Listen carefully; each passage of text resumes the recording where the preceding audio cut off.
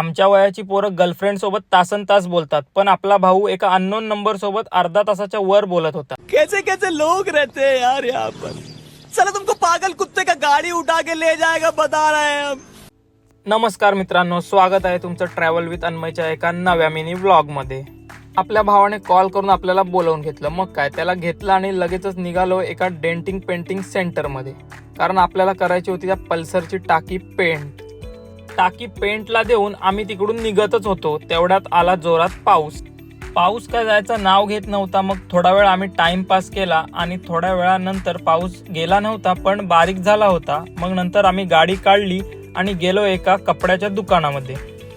कपड्याच्या दुकानामध्ये गेल्यानंतर खूप साऱ्या अशा डिझायनर लेसेस बघून मी झालो होतो खूपच कन्फ्यूज.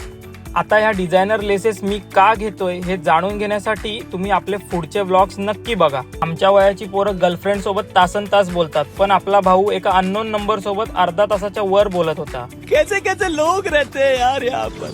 चला तुमको पागल कुत्ते का गाड़ी उठा के ले जाएगा बता रहे हैं हम.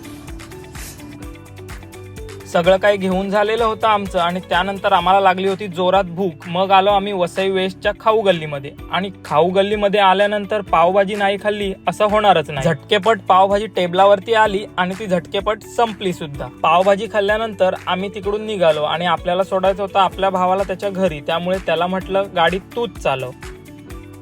चावी त्याच्या हातात दिली आणि मी मस्तपैकी मागे बसलो. रिमझिम रिमझिम पाऊस लागतच होता. भावाला बोललो गाडी जरा पळव, कारण पाऊस जर जोरात आला तर आम्ही दोघं पण भिजून गेलो असतो.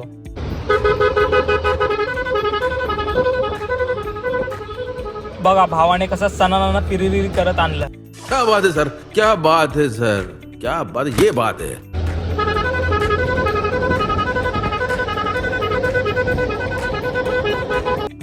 त्यानंतर आपल्या भावाला आपण सोडली त्याच्या कॅफेवरती आणि आपण निघालो आपल्या घरच्या दिशेने. ऑलमोस्ट आपल्या एरियामध्ये मी पोचलोच होतो. तर आजच्या व्लॉगमध्ये एवढंच. आणि लाईक, शेअर, सबस्क्राईब करायला विसरू नका. धन्यवाद.